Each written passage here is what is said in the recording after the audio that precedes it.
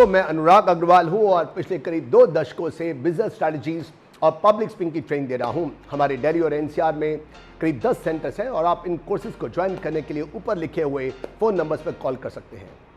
और आज मैं अपने व्यापारी दोस्तों के लिए, बल्कि सारी जनता के लिए एक बहुत ही महत्वपूर्ण विषय लाया हूँ, और विषय है कि कैसे आप अपने कर्मचारियों से, एम्प्लॉय से काम करवाएं, अच्छा काम करवाएं, ज़्यादा काम कराएं, बिना किसी रिजेंटमेंट के, बिना किसी नाराज़गी के, बिना किसी मेंटल प्रेशर देकर, बल्कि ये काम वो करेंगे, खुश होकर करेंगे, दिल से करेंगे। दिल से किए हुए काम का रिजल्ट भी अच्छा होता है।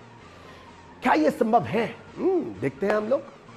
और आज जो मैं बोलने जा रहा हूं, इस वर्कशॉप को मैंने विकिपीडिया से, डेल कार्नेगी की book how to win friends and influence people से, और एंथनी रॉबिन्स की books awaken the giant within से, और अपने सालों के एक्सपीरियंस से बनाया है। मैंने इस वर्कशॉप को जिया है। मेरी जिंदगी को इस थॉट ने, इस आइडिया ने बहुत ज़बरदस्त चेंज किया है। यह मेरी करीब 4 घंटे की वर्कशॉप है, जिसे मैं 10-12 मिनट में देने की कोशिश करने जा रहा हूं। चलिए शुरू करते हैं इस वर्कशॉप को। मैं ले चलता हूं बहुत पहले, करीब 85 साल पहले की बात है। 6 मई 1931 न्यूयॉर्क की एक बात है। एक क्रिमिनल था जिसका नाम था फ्रांसिस क्रॉले, और क्योंकि वो अपने पास 2 गन्स रखता था, इसलिए उसका नाम पड़ गया to gun Crawley. To gun Crawley एक शाम अपनी कार में अपनी गर्लफ्रेंड के साथ में नेकिंग पार्टी कर रहा था। और नेकिंग पार्टी का मतलब होता है कि वो, आपने आमिर खान की मूवी देखी होगी पीके, डांसिंग कार्स। ये कारें डांस तभी करती है जब नेकिंग पार्टी होती है। चलिए वापस सीरियस होते हैं हम लोग। तभी एक ट्रैफिक पुलिसमैन आया और उसने उस टू गन क्रॉले से आईडी मांगा। क्रॉले को इतना गुस्सा आया कि उसने अपनी दोनों की दोनों गन्स निकाली एंड धक धक धक धक धक धक वो सारी की सारी गोलियां उस ट्रैफिक पुलिसमैन के अंदर डाल दी। लेकिन फिर भी उसको शांति ना मिली और फिर वह अपनी कार से बाहर निकला। उसने ट्रैफिक पुलिसमैन की पिस्टल छीनी और एक और गोली उसके मरे हुए शरीर में डाल दी। ये खूंखार क्रिमिनल, जिसने पिछले 3 महीनों में बहुतों को गोली मारी थी, उसका पता लग ही गया अगले ही दिन। एनवाईपीडी को, एनवाईपीडी का मतलब है New York police department, Francis to gun Crawley अपनी एक गर्लफ्रेंड को लेकर के एक पॉश बिल्डिंग की सबसे ऊपर की 5वें माले के अंदर छुपा हुआ था। 7 मई को करीब 300 पुलिसमैन पिस्टल्स और स्टेन गन्स लेकर के इस बिल्डिंग को चारों तरफ से घेर लेते हैं। Rat rat rat rat rat rat rat rat rat rat rat rat machine gun का शोर उस पॉश लोकेलिटी में गूंज उठता है। विकिपीडिया के मुताबिक करीब 15,000 लोग खड़े होकर के इस गन फाइट को देख रहे थे उस दिन। आखिर में पुलिसमैन उस पॉश बिल्डिंग की छत पर पहुंचे और वहां से आंसू गैस और गोलियां चला चला के क्रॉले को आत्मसमर्पण करने पर मजबूर कर दिया। मगर क्रॉले को 4 गोलियां लग चुकी थी और उसका बचना नामुमकिन था। मगर पकड़े जाने से पहले क्रॉले ने एक लेटर लिखी क्रिम्सन कलर से, यानी कि लाल रंग से। दरअसल उसे पेन न मिला तो उसने अपनी उंगलियों को ही अपने बहते हुए खून में डुबो डुबो कर उस लेटर को लिखा। सुनिए क्रॉले क्या लिखता है। क्रॉले कहता है behind this quote is a very but a kind heart. इस कोट के नीचे एक बहुत ही थका हुआ दिल है जो कभी किसी का बुरा नहीं चाहता, मगर फिर भी मुझे समझ में नहीं आता ये लोग मुझे क्यों मारना चाहते हैं। और ये मत भूलिएगा कि वो एक डाइंग स्टेटमेंट थी, और डाइंग स्टेटमेंट कभी गलत नहीं होती। और ये भी सच है कि क्रॉले ने सिर्फ एक आईडी मांगने पर उस ट्रैफिक पुलिसमैन को मार दिया जान से। कहानी खत्म। और मैं आपसे पूछता हूं कि आपने क्या सीखा इस कहानी से? What is the moral of story? साहब, मॉरल यह है कि अगर टू गन क्रॉले जैसा हार्डकोर क्रिमिनल अपनी गलती नहीं मानता, तो वो जो हजारों लाखों करोड़ों लोगों से हम लोग अपने ऑफिस में, सड़क में जो बाहर हैं, उनसे हम लोग मिलते हैं, क्या वो अपनी गलती मानते हैं? नहीं, कभी कोई अपनी गलती नहीं मानता। तो साहब, जब कोई अपनी गलती मानता नहीं तो हम उन्हें बार बार गलत ठहराते क्यों हैं? जब आप गलतियां निकालते हो, इसके 2 नुकसान हैं। पहला, इट्स फ्यूटाइल, इसका कोई फायदा नहीं है, कोई अपनी गलती मानता नहीं। और दूसरा, ये घातक है, ये डेंजरस हो सकता है। वो इंसान गुस्से में आके आपके अगेंस्ट कुछ भी कर सकता है आपके ऑफिस में। आज नित दिन छोटी छोटी बातों पर ऑफिस में, घरों में, सड़कों पर लड़ाइयाँ होती हैं, और ये बहुत हद तक क्रिटिसाइज करने से होती हैं, निंदा करने से होती हैं। गुस्सा आने के बाद सबसे बड़ा गुस्सा जो इसका कारण है, दूसरे इंसान की कमियां निकालना बहुत आसान हो जाता है। हम एल कैपोन का उदाहरण ले लेते हैं। एल कैपोन भी एक क्रिमिनल था, बल्कि टू गन क्रॉले ज़्यादा नोटोरियस क्रिमिनल था यूएसए के अंदर। और वह अपने 10 साल के क्रिमिनल कैरियर में 11 साल की उसको जेल भी हुई। वो यूएसए के अंदर पब्लिक एनिमी नंबर 1 के नाम से जाना जाता था। वह हर वो बुरा काम करता था जो कि हो सकता था इस पृथ्वी के ऊपर। वो जुए के अड्डे चलाता था, वो दारू बेचता था, वो वेश्याओं का धंधा करता था, वो मर्डरर था। लेकिन उसने एक इंटरव्यू में बताया, सुनिए क्या बताया। वो कहता है कि मैं एक पब्लिक बेनिफैक्टर नंबर 1 हूँ, परोपकारी हूं, जनता की भलाई का काम करता हूं, दान पुण्य का काम करता हूं, मगर लोग ही मुझे नहीं समझ पाए। He said, I am most misunderstood and unappreciated person. जब एल कैपोन जैसा क्रिमिनल अपनी गलती नहीं मानता तो दोस्तों कौन अपनी गलती मानता है? कोई नहीं मानता। मैं आपको एक और एग्जांपल देता हूं। मेरा एक दोस्त जिसकी बेटी भी ऑफिस जाती है मेरे दोस्त के साथ में, मेरे इस दोस्त के ऑफिस से उसके एम्प्लॉय ने मेरे दोस्त की बेटी के पर्स में से, अभी की बात है, 20,000 रुपए चुरा लिए। सारे ऑफिस को पता चल गया, सीसीटीवी में बात कैद हो गई, शक की कोई गुंजाइश भी नहीं थी।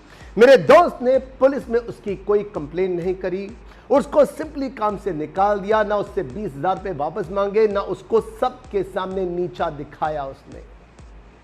मगर जानते हो उसने अपने व्हाट्सएप का स्टेटस क्या रखा हुआ था? उसका व्हाट्सएप का स्टेटस था, दे डोंट डिजर्व मी।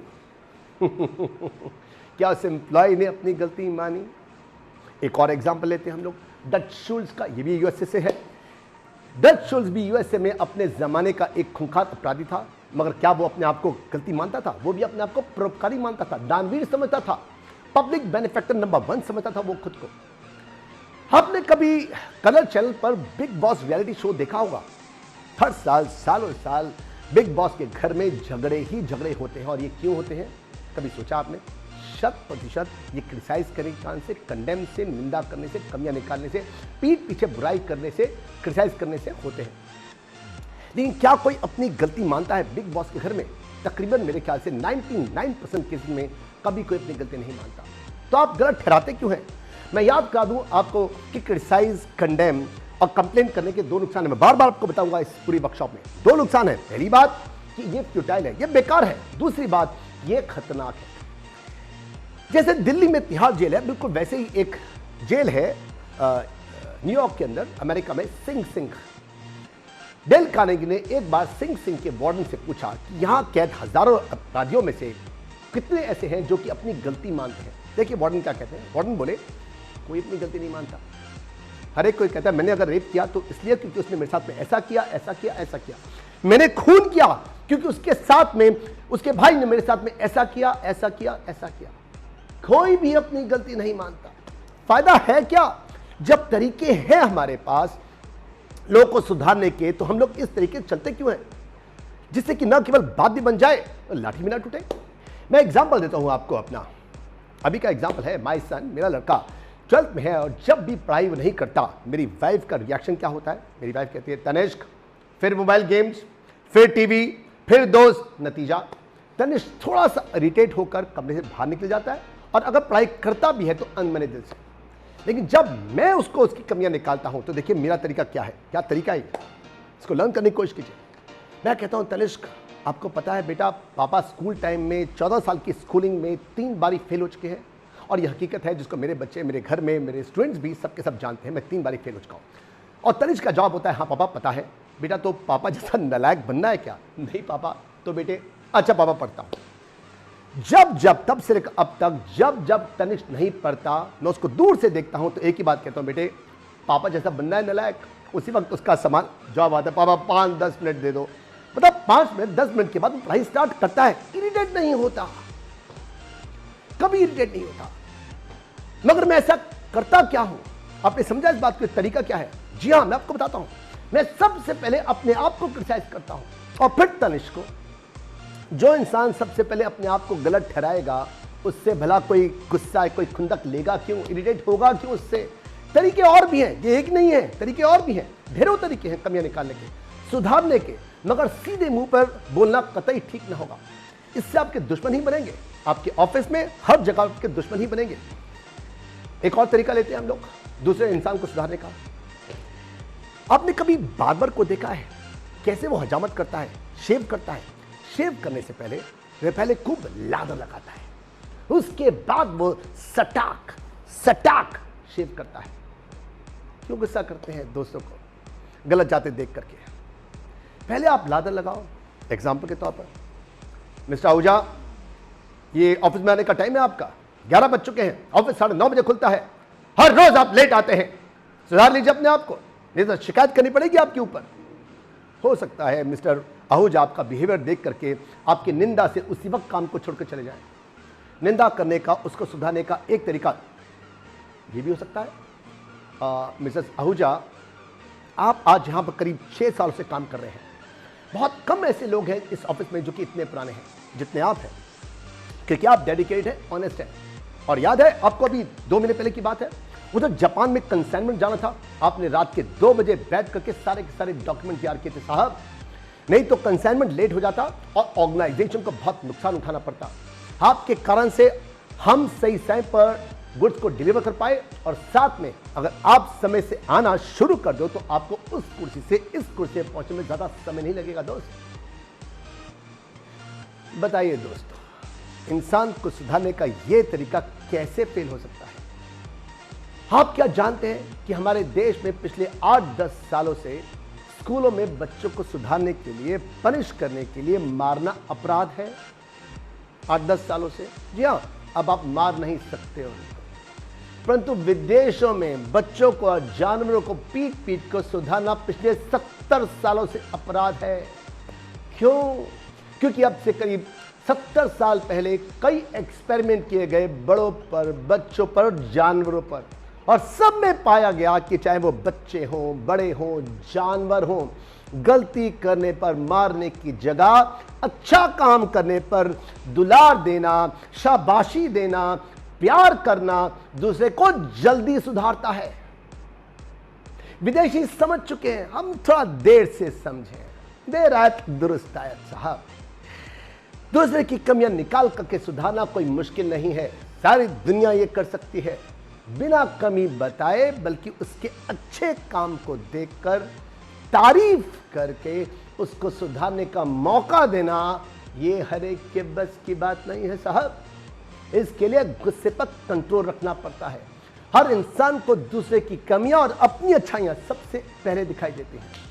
चलिए अंत में दोस्तों, अगर आपको हमारी बिजनेस को, अपने बिजनेस को आप बढ़ाना चाहते हैं या एक अच्छे कॉन्फिडेंस स्पीकर बनना चाहते हैं तो हमारे कोर्सेज को ज्वाइन कर सकते हैं। Business strategies course and public speaking course हमारे दिल्ली और एनसीआर में 10 सेंटर्स हैं। आप इन कोर्सेज को ज्वाइन करने के लिए ऊपर लिखे हुए फोन नंबर्स पे कॉल कर सकते हैं। अगर आपको आगे आने वाली बिजनेस वीडियोस चाहिए तो अपनी सेटिंग्स में जाकर के यूट्यूब नोटिफिकेशंस को ऑन कर दें, सब्सक्राइब करें और फिर बेल पर क्लिक कर दीजिए। आप इस वीडियोस को लाइक कर सकते हैं, अपने व्यापारी दोस्तों के साथ में इस वीडियो को शेयर भी कर सकते हैं, और मैं आपको अपने व्यापार को कैसे आगे से नई बातें बताता रहूंगा। और तब तक के लिए ऑफ वीडियोस एंड शब खैर, बी सिंह यू। मिलते हैं हम लोग आज के दिन, आज के समय मेरी नेक्स्ट वीडियो।